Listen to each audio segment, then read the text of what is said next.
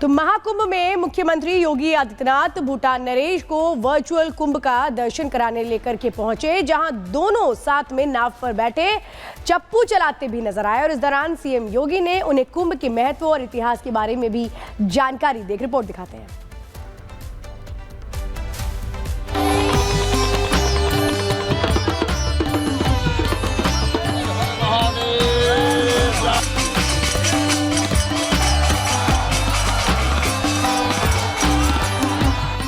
सनातनी शक्ति, नरेश की भक्ति, उतारो मैया तेरी आरती। संगम पर सनातनियों का अद्भुत संसार, विदेशी मेहमानों की श्रद्धा अपार।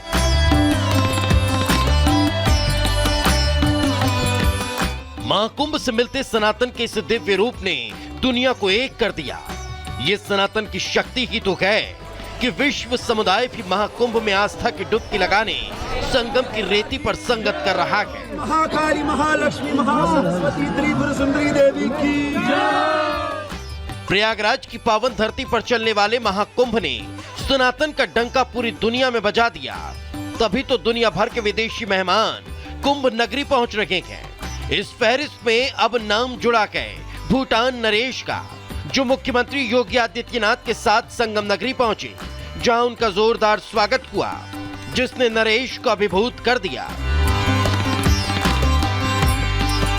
स्वागत के बाद भूटान नरेश मुख्यमंत्री योगी आदित्यनाथ के साथ बोट पर सवार होकर त्रिवेणी संगम के लिए रवाना हुए। इस बीच पक्षियों को दाना खिलाते भी नजर आए।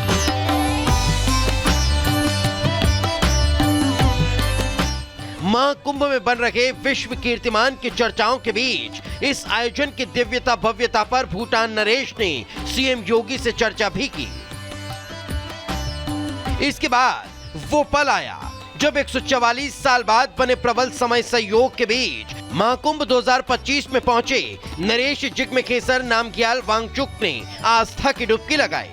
इस दौरान मुख्यमंत्री योगी आदित्यनाथ और साधु संत भी मौजूद रहे। इसके बाद विधि विधान से मंत्रोच्चार के बीच विशेष पूजा अर्चना की गई। मन में बसा कर तेरे मूर्ति, उतारू मैं मैया तेरी आरती। ये सनातन शक्ति की है कि दुनिया भर के लोग हर तरह के सामाजिक बंधनों और भेदभाव को खत्म कर न सिर्फ संगम पहुंच रहे हैं, बल्कि भारतीय संस्कृति और आध्यात्म के समागम का साक्षात्कार भी कर रहे हैं। Bureau report, Republic Bharat.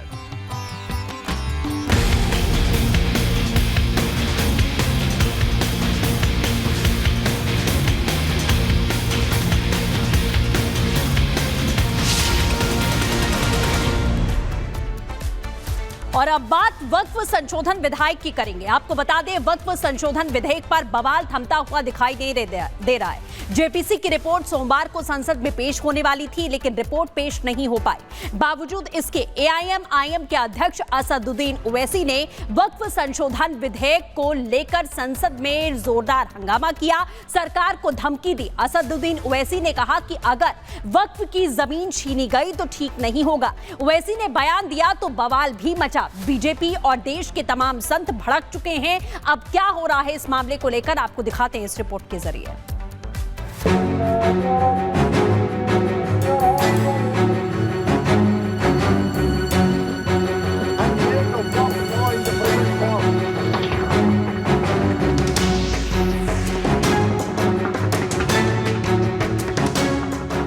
चाहे जमीन सरकारी हो या किसानों और मंदिरों की, मनमानी तरीके से जमीनों को अपना बताने वाले वक्फ की मनमानी का अंत निकट है। तो गेम ओवर के डर से वक्फ और वक्फ का समर्थन करने वाले लोगों में डर भी है और विरोध भी कर रहे हैं।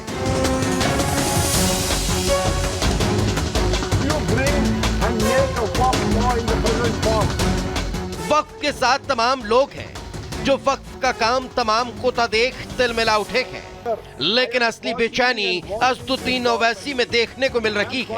असदुद्दीन ओवैसी अभी तक हैदराबाद से ये कहते रहे हैं कि वक्फ कानून में संशोधन हुआ तो वो देश में इतने बड़े स्तर पर प्रदर्शन करेंगे कि पूरे देश में शाहीन बाग जैसे हालात बना देंगे। तो कल ओवैसी ने यही बात लोकतंत्र के सबसे बड़े मंदिर यानी संसद भवन से कही। लोकसभा में बोलते हुए ओवैसी ने तो केंद्र सरकार को चुनौती ही दे दी और कहा कि अब हम अपनी कोई मस्जिद नहीं खोएंगे। Proud Indian Muslim, I will not lose an inch of my masjid. Forget about a masjid. I will not lose an inch of my dargah. I will not allow that. We will no more say and come and give a diplomatic talk over here. This is the house which I have to stand up and say honestly that my community, which you are proud Indians, it is my property, not given by anyone. You cannot snatch it away from me. Waqf is a form of a worship for me. Owaisi की ये धमकी है या फिर वक्फ के game over को देखते हुए डर, ये तो ओवैसी जाने। लेकिन भाईजान, मुसलमानों को वक्फ की जमीन छीने जाने के नाम पर जो डर दिखा रहे हैं, उसके पीछे की सच्चाई का खुलासा तो खुद ओवैसी एक बार कर चुके हैं। ओवैसी ने एक बार हैदराबाद में बोलते हुए खुद कहा था कि देश की 90% मस्जिदों के पास अपना अस्तित्व साबित करने के लिए कोई कागजात नहीं है। ओवैसी ये भी कह चुके हैं कि यूपी में वक्फ के पास 1.21 लाख प्रॉपर्टियां हैं, जिनमें से 1.12 लाख संपत्तियों के कागज ही नहीं है। इसके अलावा ओवैसी ने यह भी कहा था कि तेलंगाना में वक्फ के पास 33,000 संपत्तियां हैं, लेकिन 90% जमीनों के मुसलमानों के पास कोई कागजात नहीं।